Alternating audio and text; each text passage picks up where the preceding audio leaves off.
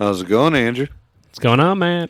Yeah, Yeah, stuff and no. things. Masonry. Masonry coming up. We got a fun trustees meeting tomorrow. You've been traveling all over the place. Yeah, traveling quite a bit. Yeah, we had the pancake breakfast this weekend that we helped with Bethel 6. Job's daughters helped them do some cooking, which was fun. We definitely found out what the minimum required crew was, but we were able to get it done. Well, yeah, I mean, 3 is definitely the minimum required.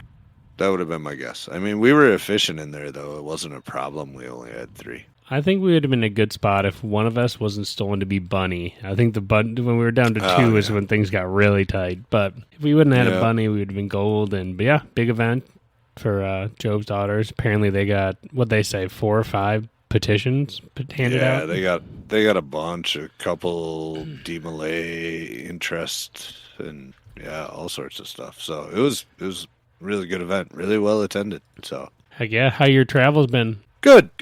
Can't complain. You know, I like getting out there and visiting people. Matt likes burning his candle at both ends. He likes burning both his bottoms. I am burning the candle from both ends and in the middle. Wait, isn't that your bratwurst? It's just all on fire at this point. Between the diet and exercising now and everything else, and traveling and a 4-year-old and podcast and our lodge and oh yeah, dude, you're a little crispy. I love it though. I gotta stay busy. I gotta keep moving. To be fair, I feel like I'm similar in the way that when I have nothing to do, like 2 days in a row, I start to be like, well, what the heck am I going to do with myself now? Like, I start to freak out. I think like I'm hardwired for punishment, too. Yeah. I mean, sometimes it gets daunting, but, you know, most of the time, I get done with work early enough that I got a little bit of time before Zoe gets off of school to be able to work on some stuff, you know. Or get my workouts in or whatever I choose to do during that time. So that's helpful. But yeah, she's on spring break this week. So yeah. Oh boy. No wonder you're burning it on 3 ends.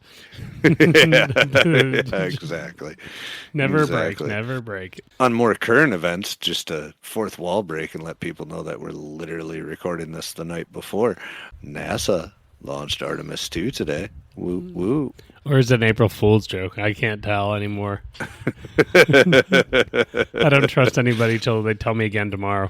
That was my running joke when I was out visiting a lodge tonight, and people looked at me kind of like I was crazy, and other people laughed, and I was like, at least somebody got it, you know. You pick April Fools to launch a mission to the moon. Are you actually going? Are you? I don't know. The crazy thing is like if you're on Reddit or anywhere on the internet today, there's so many fake garbage going like Charlie Beren's running for Wisconsin Senate. governor. Yeah, governor, yeah. And et cetera, et cetera. So like you're constantly being inundated with lies, and then like NASA's going to the moon, and you're like, okay, so I'm being lied to. Like, stop lying to me. And then like, no, we're serious, and you're like, dude, tell me about it tomorrow. I'm not gonna believe you. It's just not gonna happen.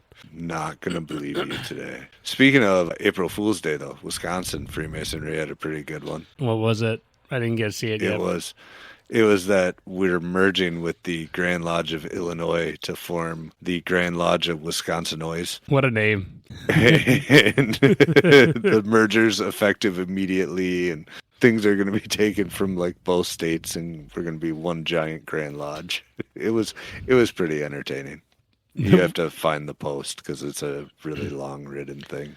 I'll have to look it up. I had one that came through from the Milwaukee Hurling Club that was saying that a mass petition had went out that we need to allow cats on the pitch instead of just dogs, and that we need to make sure that the volleyball court is rented out as a litter box, so we have to clean up after every practice and event, and that we need to be more of a cat inclusive environment because we're too dog biased or something.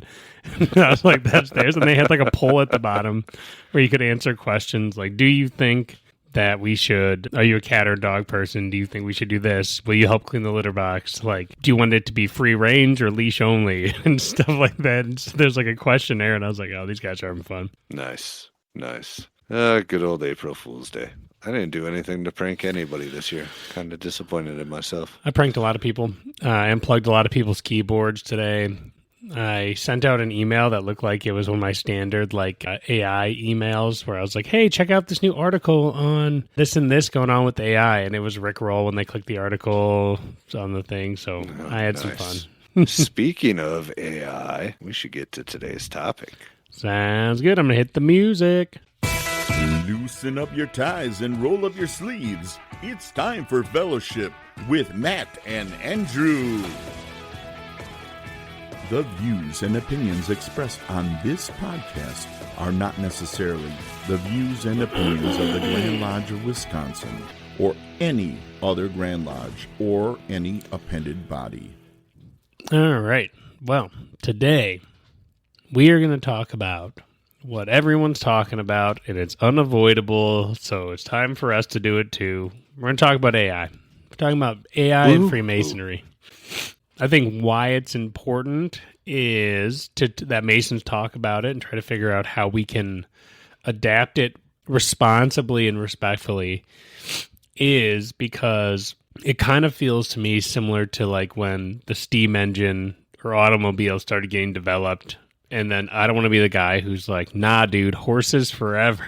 I don't need a car. It's dumb. And cars are dumb. Horses are actual they matter and they're more eco-friendly, so I'm going to stick with horses. It's going to get harder and harder, I think, and so I think if we want to be at the cutting edge as a fraternity, learning, like I said, respectful and responsible ways to use AI can be a really powerful tool. Oh, yeah, I agree. And you said a very important word there, and that's tool. It is a tool, and we need to treat it as such. And you've played with it far more than I have, but I've been playing with it quite a bit more lately, and there is some serious functionality that can go into it. However, it is also extraordinarily powerful, and with great power comes great responsibility. Like every time I ask it about a topic or something, or to summarize or give me some good sources of research or summarize something for me, and it's like, oh, are you writing something? Would you like me to generate your paper for you? And it's like, no, bit much. Yeah, I think there has to be, in Masonry, we talk, ethics is a big thing we do. And I think we need to be careful with how we use AI ethically. But for the sake of this episode, I don't think we need to hang on that too much, except for just bringing up, use your best judgment when you're using tools like this. Any teacher will say, don't use it to replace your brain. Don't have it write your entire education piece for you wholesale. You can use it as a tool to help you find sources and build ideas and discuss ideas with. No cutting corners, but I am getting a little ahead of myself. So where do we want to start on this topic? Do we assume that all of our listeners know what we're talking about right now? Or that's a good question. No, let's start at the beginning. I mean, I do have some more concerns I'd want to bring up with it later, but we can close with that. All right. So very quickly, because I know some listeners will know and some will not, the new AI craze that's going on, or this big thing going on in society, is around, mostly for our purposes, is around large language models. A large language model is essentially a artificial intelligence that more or less is predicting the best next word at all times. And that's going to confuse you. So we don't need to go down that rabbit hole. But essentially, it's kind of what you'd think about in sci-fi as a virtual intelligence that has the ability to search the entire internet very, very quickly and has been taught tons of things that can be a great tool for you. The most common ones that people are using right now are ChatGPT, which is through OpenAI, and then Claude, which is through Anthropic. Those are the two front-runner large language models right now. But I don't know how far you want me to go down that rabbit hole. Yeah, no, I think that's good enough. Just an update. I mean, in its most basic form, you can think of it as like an extraordinarily powerful search engine. That would be underselling it, but right. Yes, to a certain extent. So kind of what I want to talk about today is easy ways that anybody who's in a lodge can start picking up these tools, whether it be Claude or ChatGPT. Both will suit functions for these type of things to start helping them with things that they might struggle with at lodge. So the one pitch that I want to make to brothers is when it comes to AI, what you're going to be using AI for is for places that you're not necessarily the strongest. And AI is not going to be better at what you are the best at for the most part. But there's going to be plenty of things that you might not be good at. For example, like writing SOPs, building out a marketing plan, generating images and flyers. Yeah, putting together Excel sheets. There's going to be things you're good at and things you don't have skills in. What AI is very good at is leveling that out, so where you are not deficient, or maybe you're not that experienced in, it can help you learn and help you do those types of tasks that you might never dreamed you'd be able to do. Well, right. Like, I can't write a lick of code. I know how to turn a computer on and off and type into whatever program I need to type into. But you can literally have AI write code to make something happen that maybe before you would have had to pay somebody to do if you didn't have anybody in your lodge that knew how to code. Yep. And so that's the interesting thing. So the main way that I've started using AI is amazing.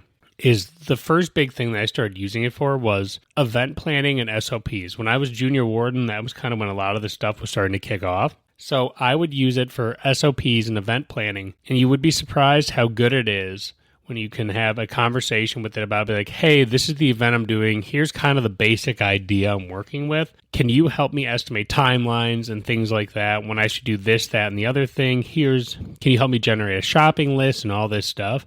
It can start that process for you. Start generating that information. And then you essentially treat it like you're like it's me and Matt on Discord with each other, where you're like, no, that's dumb. Don't do that. I want this and that. Can you switch out these ingredients with this? This is the store I'm going to. And it'll keep innovating on it until you have, sometimes some of the more organized things that I have are because I had those types of conversations about event planning with a large language model. Right. Well, and something I've been playing with, which has been interesting, is I've been playing around with it for bylaws, right?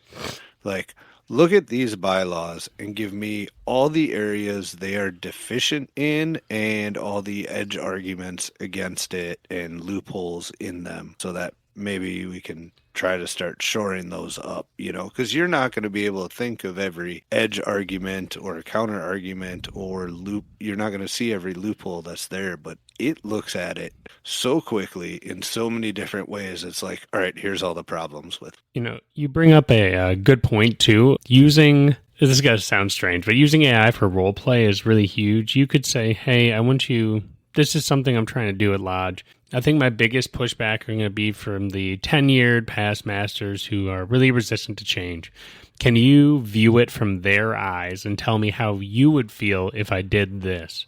And it would be like, I've been around for many, many years, and I don't know why we'd innovate on that and this and that. And then you can say, cool, can you now help me cater my argument in a way that would be more easily received in a situation like that? And you can take it as feedback as a way to improve some of the communication that you're doing. Right. Yeah, no, that's definitely another good use for it. I think ultimately, at least for now, till people get more familiar with it, I would say in the broader sense of Masonry, what it's mostly going to end up getting used for is like flyer creation or image generation to go along with like social media posts or something like that. Improving your emails. Right. Oh, yeah. Yeah. Like, hey, I need to say this to somebody, but I'm kind of coming off harsh. Can you make it sound nicer? Yeah, that's my classic. Can you make me sound not as mean? Absolutely. I think if you're trying to figure out a way to do it like right away, when I was putting together my agenda for this year, I took the agenda from last year. I took our bylaws agenda. I took a book on Rob's Rule of Order and I shoved it into the AI and I said, how would you recommend we set this up? The first version they gave me was perfect. Then I tried our bylaws recommendation and it was garbage. So I went back to the version AI gave and the meetings have been running infinitely smoother. So it's like one of these things where I didn't know how to write meeting agendas.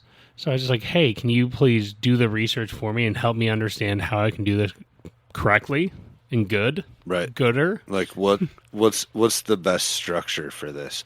I mean, if you use it as a tool, it's it's very powerful. I think, it's a slippery slope though, and we have to be careful with that. But because you should be putting a good amount of thought into it yourself first, right? Like grammatical stuff and everything else. If you want it to, fix my grammar and make me sound smarter, okay. You know, like I can't draw worth a damn, and I don't know any artists to create imagery for me. Hey, can you create an image for me that would go along with this, right? Things like that. It excels as a tool, but it's a dangerous tool. Well, yeah, and then the challenge is people are like, hey, this could take my job if you're a graphic designer. I mean, I use it on the podcast now and again, but the thing is if it wasn't it, since I do graphic design, it would be me spending 3 hours tonight putting together something simple, or I could spend 35 seconds outsourcing it. So, like, that's the game we play. And I know there's going to be some people who are upset about the art piece, but, it is what it is. But the thing is I think at its best use, I find when I have the most fun with AI is when I'm brainstorming something. Like, hey, I'm trying to create a education program for entered apprentices similar to these take-home courses. Like this group does take-home material that you learn from home. I want to send them home with something. I want to focus on this and that. Give me some ideas. And they'll be like, how about this? How about that? And you'll be like, I like where your head's at, but I want to focus on this. I need you to give me the 4 book recommendations here, and we're going to build an exercise together. And so it's not that you're just having it do the work wholesale. It's that you're treating it like a collaborative assistant, and you go back and forth, and you work through it, and you iterate over and over and over like you're talking to an assistant, but you're the creative, and it's the doer, and you just combine creativity with something that's going to help organize your thoughts in a way that, honestly, it's crazy. You can do so much stuff so quickly, and it's going to really change the world. And so I feel like as Masons, we want to make sure that we're at least familiar with this tool. Right. Well, and I think you touched on something important in there, and you've said quickly repeatedly, and I think that's one of the biggest benefits of it is how fast you can access different things. Like I can ask it a question and have a bunch of different answers, and then I can go, okay, what's the opposing viewpoint, right? Like, I've been dieting and working out lately, and so I've been trying to get some of my health stuff in order with like multivitamins and stuff like that. So I've been asking it about, hey, what's a good multivitamin? What is it lacking in? What should I add to that supplementally on top of it? Or is that like a solid one? Would you recommend this product? What are people saying about that product? And instead of having to read 50 articles about something, it summarizes all the data it finds on that and goes, here you go. Well, and it cites its source. So if you're like, oh, you know what, that I'm curious, you can click and go, boom, now I'm going to read the whole article because you want to go deeper, right? I mean, the thing too, I think the easiest way to get started with using it, if you've never done it, is use it for an idea that's popped into your head that you don't really know how to tackle. Like, for example, when I was trying to figure out how to change my sink, I was like, my sink broken. How I fix? And it's like, okay, you need to go to the store. You need to buy this. You're going to do this. This is a YouTube video. You're going to watch that. Then you're going to crawl under that sink. And you're like, okay. And it can do stuff like that. But like another way I used it is when I was chairman of the wellness committee. I wanted a better way to track our sickness and distress because we had our wellness calls, but I would receive so many text messages and phone calls and someone in passing being like, hey, so-and-so is sick. Can you check on him? Hey, this is going on. Can you send him a letter? That I was like, dude, I'm going to lose some of these people because the information comes from all over. So I had AI help me I was like, hey, this is what I'm doing. Here's my problem. I want to track it. What do you recommend? And it's like, make an Excel. Here's the key information you need. And this and that. And he goes, and here I can help you. Would you like me to build a chart so you can track who's been called and who hasn't and archive it? And then it's like, I can write you some code to automate stuff. And so you can get as complex or as simple as you want. But anytime you have an idea, you're like, okay, I have an idea. Where do I start? That's the hardest thing with all ideas is just starting. It can help get your feet moving and help you learn along the way so you can get started on some of these cool ideas. Well, and I find something like coding particularly interesting because, there's a bunch of people out there going, well, people used to pay me to code for them, and, now they're just using AI to do it. Well, in some cases, we wouldn't have paid you to code it, and we would have just done it the difficult way because we ain't got money to spend like that for somebody to be just coding stuff for us. So now we have access to a system that can create those systems for us without the barrier to entry of cost. I used to be the richest candle maker in town, and then electricity was invented. Right. So, it's kind of BS because I used to be paid to make candles. And so what are we going to do with all these candle makers? It's one of these things where when we go down that rabbit hole, there's a level of empathy, and I know it's going to take my job, in probably 2 months probably. Knowing my luck. But, it is one of those things where the industry changes and the type of work you do changes, all because there weren't candle makers as often, and it's a niche thing. That's people still like candles, but not to the extent they did because they don't need them all the time. Same with horses. Stables are still there. People like horses, but not everyone has a horse. Just the way you work is going to change and the type of work you're doing. And so you don't want to fall behind on it. But I forget what we're talking about. I went down a rabbit hole. Oh, coding. You can't afford coding. Yep. Because, there's a lot of things that we can do in-house. And I think AI gives us the ability, if used correctly, to fill in some of those gaps that we've never dreamed of filling before. Right. No, I agree. There's an idea that you and I are currently working on that we thought we were going to have to go about a completely different way after doing some stuff. And then now here we are, and we're going to keep this under wraps and keep our listeners in suspense on exactly what it is for a little bit. But here we are, and AI was able to come up with hopefully a solution for us once we get all the bugs worked out. Once we have a vibe coded errors out of its code. Yeah, that's the thing is that it's there's the great uses are 100% if you've never done a budget before, you're like, hey, I need to do a budget. Show me how. It's really good at iterating the step by steps so you don't feel overwhelmed. I'll talk to it about my gardening and be like, hey, here's a picture of this bed. Check it out. I go, the north is over there. Here's the west. Here's a picture from space, from a satellite. I'm trying to do this. This is my goals and all this. What do you recommend? I'm based on the light, this and that, probably something like this, that, and the other thing. Then I'm like, hey, I want more of color, though. I want you to do a little bit of this, that, and it'll be cool. And so, it can really take something that you'd be like, hey, I don't know what I'm doing, and be like, hey, you're going to put this in the ground, you're going to get mulch, here's everything you're going to need to do it correctly. Like you're saying with your health journey, breaking it into its small pieces so you can see it and go, okay, now I can figure out how to do this. Right. Well, and I did that with my flower bed out front as well, except I took it a step farther. After it told me what flowers it would recommend and stuff like that, I was like, can you generate a picture of what that would look like for me? And it filled in my picture with the flowers, and I was like, oh, okay, that would look kind of nice. Yeah. Oh man. Yeah. It's so good at that kind of stuff, and it can just help take it to the next level. What other interesting ways have you been using AI in your life or in Lodge? Mostly lately it's been about the diet thing. I've used it for image generation before, and like I mentioned earlier, I've been having it show me deficiencies in bylaws and edge arguments and everything else so that I can understand what would need to be changed about them if there was a loophole or a weakness to them that should be shored up.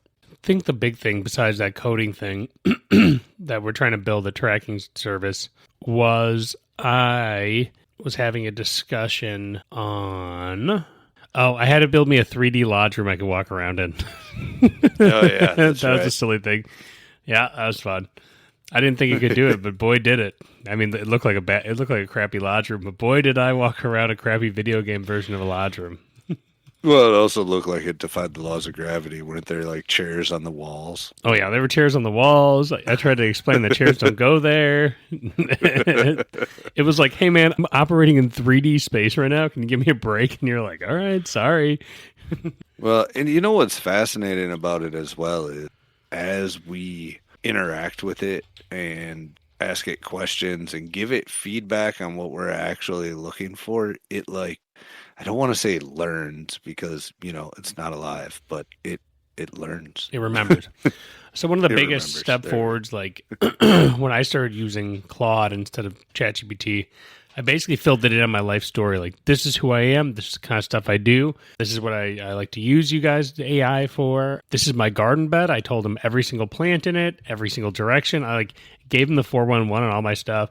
Then now when I talk to Claude, it's like, hey, when I sent him a file from you the other day, it goes, oh, the email, Matt Conrad, that's your co-host on your podcast. Am I right? And I was like, okay, yeah, you're freaking me out a little bit, but yeah, you're right. I know. When you told me about that, I was like, oh my God. And this is how we get Terminators. Yep. I know. I was like, oh God, scare me.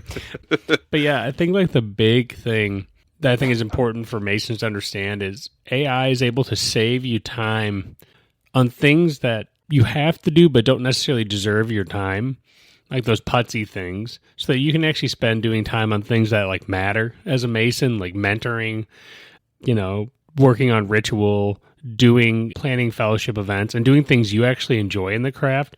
But there's a lot of mundane tasks that drag our time away from doing the good Mason stuff that are just administrative. And so using these tools as a way so you can focus on the good stuff is a huge win.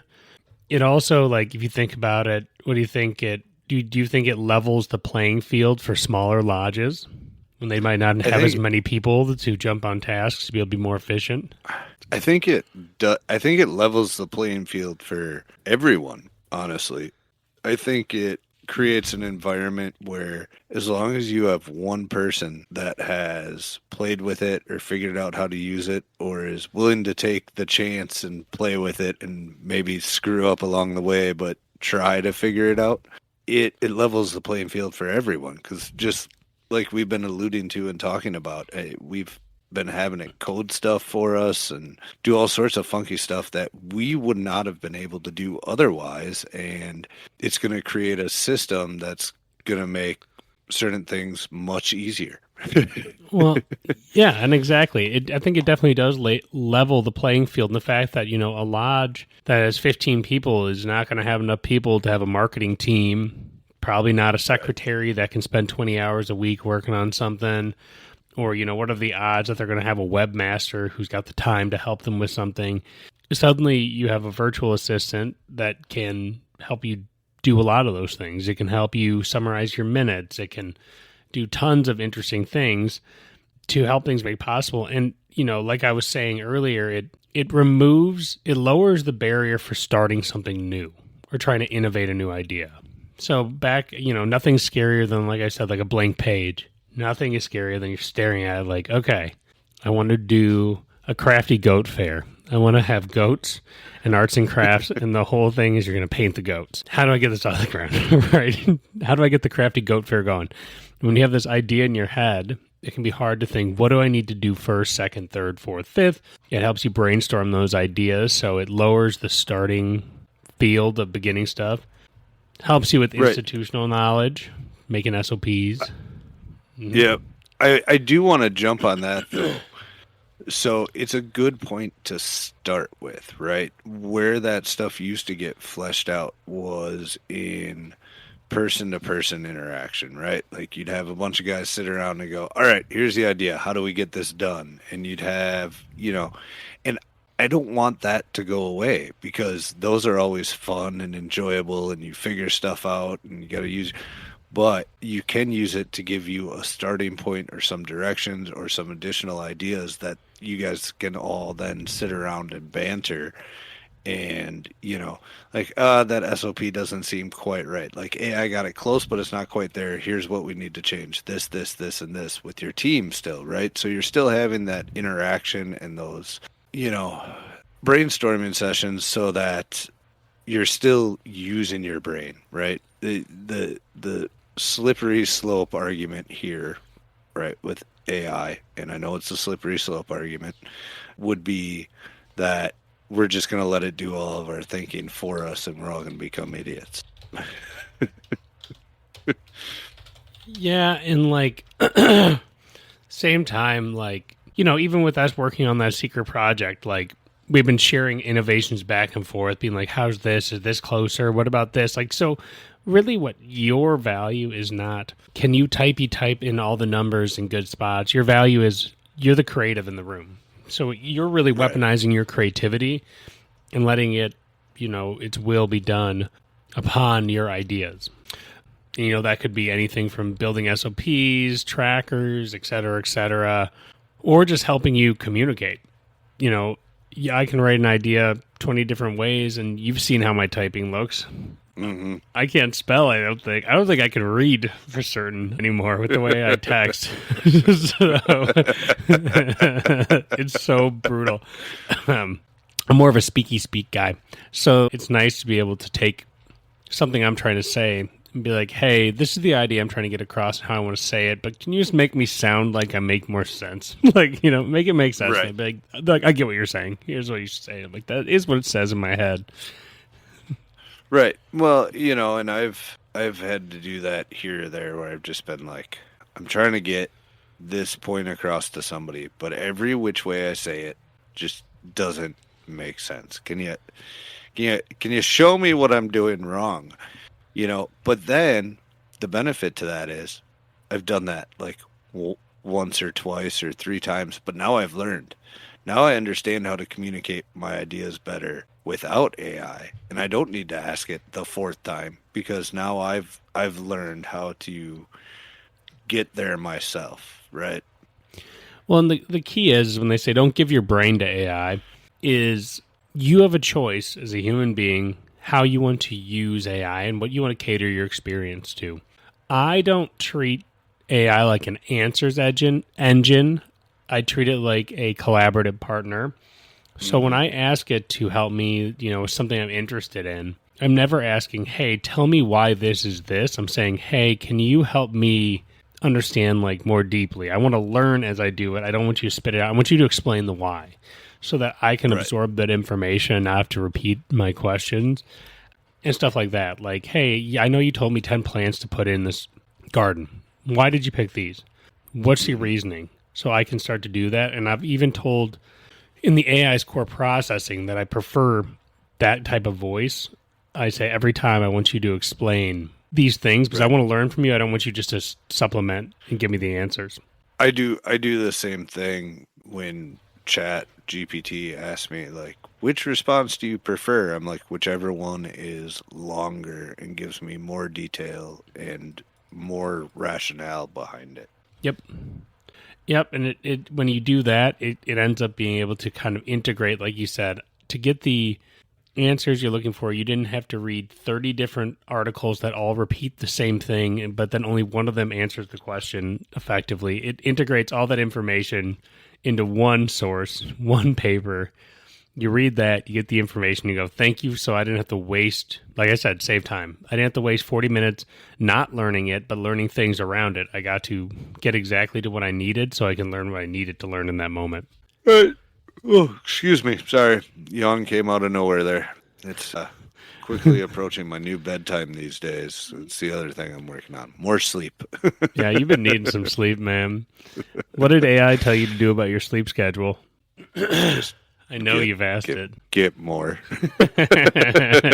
No, actually, we sleep never directly came up with AI. It came up as a result of other conversations regarding diet and exercise and hormone levels and what I needed to do to, balance everything out and stuff. And it was like, look, man, you got to get at least 6 hours of sleep at night. And I was like, oh, okay, I can do 6. Yeah, it didn't like your 3.5 hours of sleep. It's like, dude, you're going to get Alzheimer's. You're getting dementia like soon. Like, go to bed. Yeah, but that's been an interesting journey too, because it was like, if you feel like you're not sleeping well, you could always try some magnesium. Yeah, I did. Oops. I can only do that if I have to sleep for or if I can sleep for 10 hours because it puts me out. No, I know. I used to take magnesium. It makes you sleep hard. Oh, yeah. You wake up hungover on sleep. Yeah, or wanting to exactly. sleep. I was like, I didn't even have a drink last night. How am I hungover? This must be from the damn magnesium. This darn magnesium done got And me then, again. and then you want to know what the first thing I did was? I went to flipping AI, and I was like, "So could it cause me to feel like I'm hungover?" It's like, "Oh, absolutely." I was like, oh, Why didn't it you would have warn been me? nice to know that. It's gonna respond. I just wanted to see what would happen. And you're like, uh-oh. You're like, wait, did I program Andrew into this AI? He's gonna troll me for my phone now. We talked about some of the like fun uses of it, but I think, and we touched on it briefly in the beginning, but I think we should elaborate more on some of the dangers of AI, and especially for those not familiar with it. The general rule used to be you couldn't believe anything you read on the internet. Now the new general rule is you can't believe everything you see on the internet, because AI is generating videos and graphics and pictures that look as real can be. Oh, I know. My dad the other day goes, son, I've been on the YouTube shorts recently, and saw this video of this old guy with long white hair, and he's playing this song, and the crowd's crying, and it's pretty good actually. And I go, "Oh, Dad, I heard about that video. That's AI." And I go, "That guy doesn't exist." He's like, "Wait, what?" And I go, "That's AI. The crowd was not crying because it wasn't a crowd. It was all made up." And I go, "Look at the people's faces." And he's like, "Oh, I guess the crowd does look kind of weird." And I was like, yeah. So it's getting so realistic. They said, "God, they got me again." And I was like, yeah, you really have to like judge. Like, so when I was ordering food takeout today, and some restaurants I saw in the area were using AI pictures for their food. And I was like, oh no. So like there is bad use. Food. There's unethical use food. right now too. Where I was like, there's fake food. Yeah, there is super unethical use. And we're venturing into a world now where we have to decide what is unethical use of this new power, right? And where the lines need to be drawn on what is okay and what is not okay. Is it okay to generate a fun cartoon-like image for a podcast cover photo, and not okay to generate an image of food that isn't actually what your food looks like? Is it okay to have AI fix your grammar in a paper you wrote, but not okay for it to write the entire paper for you? And along those lines, if it's not okay for it to write a paper for you, is it okay for it to write like a technical thing for you, like almost like a step-by-step instructions, or like, revise this bylaw for me so that it actually sounds the way it should to achieve its purpose? Where do you draw that line? Like, can I have it draw up legal documents for me that I wouldn't be able to draw up myself? Like, I can write a creative paper, but I can't write that, So like, where is the limits of the functionality, and what crosses the line into it being unethical? I mean, I definitely think a restaurant using AI generated images to show what their food is unethical. I think having it write an entire creative paper that's supposed to be your own thoughts is unethical. But like, if I have to write like almost like a legal document and I want it to be tight and polished, am I not better off using it to do that? Well, and so like the weird thing is, it's like, okay, for example, in Japan, you have to show pictures of your food, and the food has to look like exactly what it looks like when you serve it, or else you can get a ticket, was my understanding. Now, I have not fact-checked this, but that's what I was told. So I think other countries are seeing that, where it's like, hey, like, there is okay spaces and not. Is it okay to take AI and make a video of yourself pooping on your friend? Probably not a good idea, right? Or bullying, you know what I mean? Bullying somebody in school with inappropriate videos and stuff like that, deep fakes. Kind of weird. Actually, not kind of weird, very weird. I think what's going to happen is there's going to be a massive paradigm shift, and it's going to happen rapidly on, like, right now it's the Wild West. Lawmakers are too old and too behind to figure out what to even do with it. And it's moving so fast that it's really hard for anyone to even catch up to be like, hold on, what's going on? That's how fast it's moving. They can't even start writing the bill before they start being like, wait, I've lost it. Maybe they could use some AI. Well, sort of. But so, yeah. And so until that, we start to define where the line is. I know in universities right now, it's nuts. Like the professors are trying to figure out, like, what do we do, man? Like, how can we like do it? I know some professors have been saying, trying to train people to use AI. Like, remember back in the day where they're like, hey, man, you're not always going to have a calculator in your pocket. You better know how to do this stupid equation. And you're like, nah, dude, I do have a calculator in my pocket. So I think the things we value and why we value them are going to change. And I think it's going to happen quickly. And so I think our ethics are going to change with that too, probably. Yeah. Well, you know, look, I keep using papers because I feel like it's one of the better examples to be able to use, right? It could be the ultimate proofreader for you. But how much is too much even on that front? Like, can I use it to fix my grammar? But what if it changes all of my sentence structure throughout the entire thing? Then it's not really my piece anymore. Now it's written by AI, essentially. You know, it's my ideas in there, but it took and changed everything. So is it still mine? No. Can I still take credit for it? Yeah, that gets weird too, where you're like, well, I oversaw it, but it's like when you're selling yourself artistically and saying, I'm an artist, and then you do that, you're like, okay, no, you're a producer. Like you, right. Yeah, you're not the director of that movie. You produced it. You told it to direct for you, right? The other weird thing is I think brothers should think about is privacy. Like when we were designing our thing that we're working on, I didn't include any brothers' names besides ours because we consented to putting our minimum info in there. But then once it creates the tool I need, it's no longer connected to AI. It's not an AI tool. It's just a tool that was created by AI because we really should be careful about pasting brothers' names, health info, you know, our lodge's financial info, and stuff like that, because that data doesn't really belong to AI. It belongs to us. And so we have to be careful with how we use that, because AI will use that data will be stored and used for training and could be leaked. And so we have to be careful with what you choose to share with AI, and if it's appropriate for you to share that information. I'm going to go down a rabbit hole. You touched on this privacy thing, and that's a very good point. You know, there becomes another interesting caveat that I know some people have been talking about with AI on the topic of privacy is AI is essentially going to be able to break anybody's password. You're not going to be able to create a password that AI can't beat. And it's going to be able to decipher any end-to-end encryption that's out there. So we kind of killed privacy. Well, and then you'd have to hire another AI that defends you against the AI. So it's going to be an AI like network where there's going to be the security AI fighting the breaching AI it's going to be stupid. Until the AIs actually decide they're friends, and then they don't fight with each other anymore. And they steal the World Bank's money. Who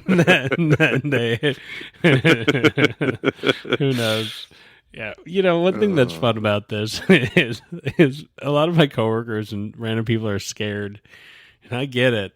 And I'm like, you know what? I'm going to be alive during one of the most interesting parts in human history where someone's going to be like, you saw the weirdest. If you look at from when I was born in the 90s until today, they're like, you've seen a lot of weird things. And I go, oh, yeah, I've seen a lot of weird things. And I'm going to see a lot of weirder things. Seriously, between like Gen X, right, as Gen X is getting older, and I'm a younger Gen Xer / millennial, right on the line between the two.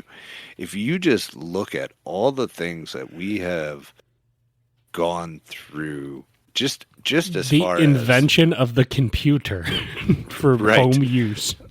Right. Yeah. Like literally, I remember cell phone or computers and showing up, and like I remember a time when everybody still had a pager and only the uber rich had a cell phone, and it was permanently mounted in their car because it was the size of a flipping small purse and you couldn't take it anywhere with you. Dial-up internet.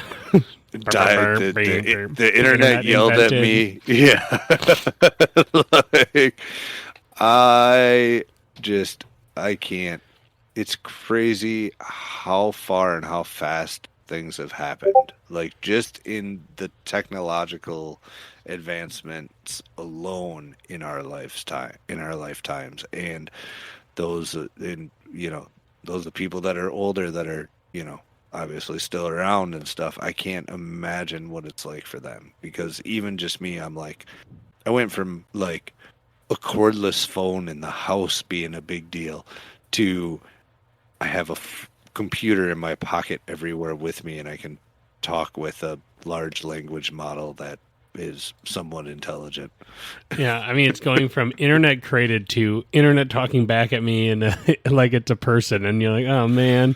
And then, yeah, so it's going to be interesting times, but, I think we need to learn from the lessons of past Masons, where in a lot of ways right now, during the last, 50 years, Masonry lost its ability to stay at the cutting edge because we had that massive age gap. The bridge was lost, and it made it harder for people to keep up, especially with the rate of how technology's been moving. Like we just said, it's insane. It's truly bananas. Yeah. And I think it's important that as Masons, we try to be the voice of ethical and efficient use of these tools, because, as searchers for light, I think it's important that we in a safe space can kind of figure out, like, okay, I think this is kind of sketchy. I don't want to use it this way, but I think using it this way is really, really good, and it's going to be like groundbreaking, because the amount of pacing and speed we can improve things in Lodge, especially when it comes to like the behind the scene admin and the stuff you do on a computer, it's unreal. I mean, even from a trustee's example, you can ask it how to repair and how to hang things and do stuff. Like, you've never had so much information at your fingertips. And so I think as lovers of light, we need to figure out how to navigate that. Well, and I think it's important, and hopefully we learned our lesson, right? With the advent of the internet, Masonry stayed away from it and was like, nope, we don't need none of that. And we allowed other people to tell our story for us. And the conspiracy theories grew 100-fold over what they had been prior to that. And I think that's a huge mistake that was made. And I think people understand that that was a huge mistake. And I don't want to see us make the same mistake with AI. So I think we need to understand how to use it as a tool for our benefit, not to do our work for us, but to make our work more efficient and make our lodges stronger, and use it as a tool to our advantage. Yep, and let it outsource the work that no one wants to do, so they can focus on the important work of being a Mason.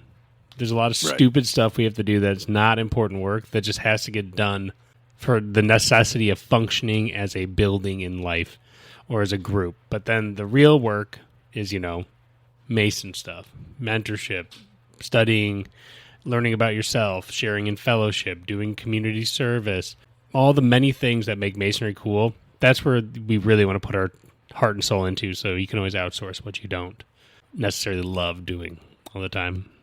Right, exactly. I think that should do it. I don't know if anybody's going to get anything of value on this episode, but, we've been playing with AI, and my hope is you just pick it up and go, what is this? Because, I don't know if we did a great job explaining what it is, but I hope maybe it made you interested enough and curious enough to just start playing with it. And don't forget, you can always ask AI, hi, how do I use you? Like, that's a very fair question. Right. You can sit down and be like, I've been told this tool is helpful. How can you help me with stuff? And you can just have that conversation. You treat it like it is another person, but remember, it's not a person. Don't fall in love with your AI. People are falling in love with their AI. Don't fall in love with your AI. It's not a person. Yeah, don't get an AI girlfriend. Treat it like a person. Or whatever you're into. Yeah, treat it like a person. Treat it like a person, but remember, it's not a person, okay? It's an important rule. Remember, it's not a person, but treat it like it's your assistant, and talk to it like you would if you had an assistant that you're very stern to. Be nice to our future robot overlord. After it gives you an answer, say thank you. Worshipful AI.